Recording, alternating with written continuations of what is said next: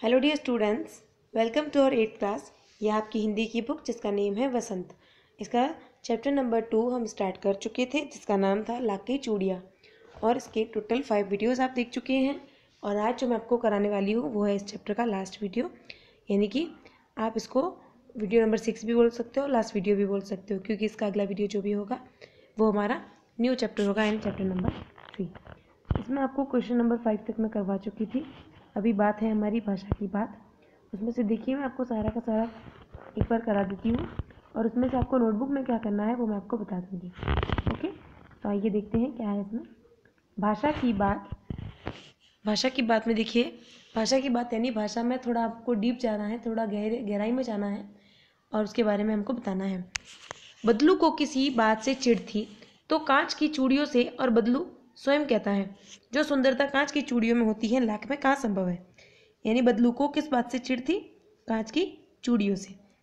ये पंक्तियां बदलू की 2 प्रकार की मनोदशाओं को सामने लाती हैं।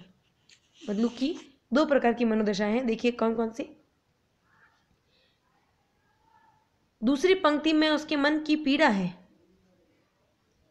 उसमें व्यंग्य भी है। हारे हुए मन से या दुखी मन से अपना व्यंग्य में बोले गए वाक्यों के अर्थ सामान्य नहीं होते। कुछ व्यंग्य वाक्यों को ध्यानपूर्वक समझकर एकत्र कीजिए और उनकी भीतरी अर्थ की व्याख्या करके लिखिए। देखिए यहाँ ये बोला है कि बदलू कहता था खुद कि जो सुंदरता कांच की चूड़ियों में होती है लाख में कहाँ संभव है।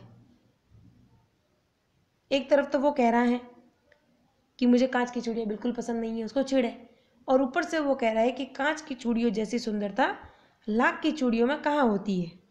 यानी कि वो एक तरीके से अपने ही काम का मजाक उड़ा रहा है, यानी व्यंग्य कर रहा है अपने काम पे। तो ऐसी कई कुछ बातें लिखिए जिसमें, इसी चैप्टर से लिखिए जिसमें आपको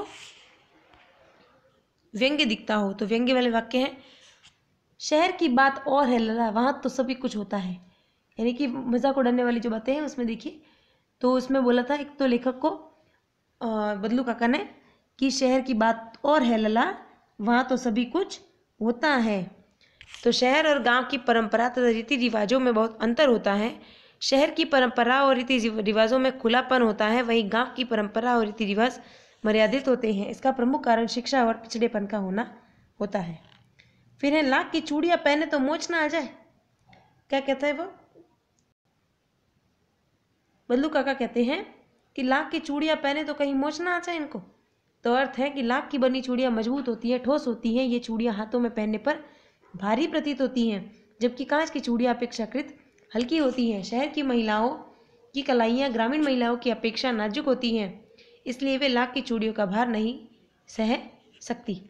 अब देखिए इसमें क्या है ऊपर, यानी इसी का और है, मशीनी युग है ना ये लला, आजकल सब काम मशीनों से होता है। क्या कहता है बदलू काका कि लला ये तो मशीनी युग है, इसमें सब काम मशीनों से होता है। तो आज मशीनों का ज़माना है, इसीलिए लोग सभी काम मशीनों से करना और करवाना पसंद करते हैं, और मशीनों से बनी चीज़ों को पहनने में ही शौक रखते हैं। इससे दूसरे कारीगर लोगों का जीवन इतना प्रभावित होता है, इसकी चिंता कोई भी नहीं करता। यानी जो काम लोगों के हाथ से होता था, जिनको इसके बदले में रोजी रोटी मिलती थी, तनख्वाह मिलती थी, वो अभी मशीनें करने लग गई हैं, और इस बात की चिंता किसी को नहीं है। बस हर कोई यही सोचता है कि मुझे मशीन से बनी हुई चीज़ें चाहिए। गाय कहाँ है लला, 2 साल हुए बेच दी, कहाँ से खिलाता। तो बदलते ज़माने में कांच की चूड़ियों के सामने लाख की चूड़ियाँ खरीदना और पहनना आप कोई पसंद नहीं करता। धंधा बंद हो जाने से खुद के खाने की समस्या हो गई है। ऐसी स्थिति में गाय को कहाँ से और क्या खिलाता। ये बोला है बदलू काका ने। अब प्रश्न नंबर 2 है, बदलू कहानी की दृष्टि से पात्र है और भाषा की बात की दृष्टि से संज्ञा है। किसी भी व्यक्ति, स्थान, वस्तु, विचार अथवा भाव को संज्ञा कहते हैं। संज्ञा को 3 भेदों में बांटा गया है, व्यक्तिवाचक जैसे लला, रज्जो, आम, कांच, गाय आदि, और ख है जातिवाचक जैसे चरित्र, स्वभाव, वजन, आकार आदि, और फिर है भाववाचक यानी सुंदरता, नाजुक, प्रसन्नता इत्यादि, जिसमें कोई व्यक्ति नहीं है और ना आकार या वजन, परंतु उसका अनुभव होता है। पाठ से तीनों प्रकार की संज्ञाएं चुनकर लिखिए। तो पाठ में आए संज्ञा शब्दों का वर्गीकरण किया है। व्यक्तिवाचक संज्ञा में ढूंढ के लिखा हमने बदलू, नीम, जनार्दन, रज्जो, लाख आदि। जातिवाचक में लिखा हमने मामा, गांव, आदमी, बच्चे, गोलियां, मकान, वृक्ष, चौखट, सलाख, चूड़ियाँ, मच्छियाँ, हुक्का, अनाज, घरवाली, मर्द, पगड़ी, गाय, आम, स्कूल, दूध, लड़की, मशीन, लला, पेड़, जमींदार, शहर आदि। फिर भाववाचक संज्ञा है पढ़ाई, मोच, रुचि, शांति, सुंदरता, प्रसन्नता, जिद, महत्व, व्यक्तित्व आदि। गांव की बोली में कई शब्दों के उच्चारण बदल जाते हैं।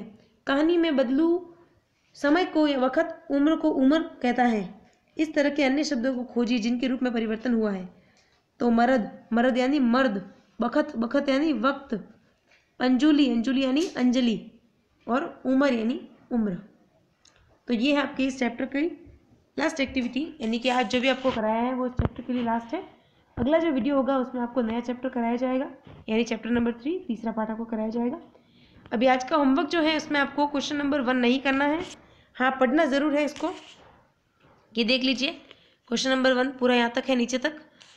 आपको करना है क्वेश्चन नंबर 2, यानी कि ये देख लीजिए, अभी स्क्रीन पे दिख रहा है आपको, आराम से देखिए, और चाहे तो स्क्रीनशॉट ले लें।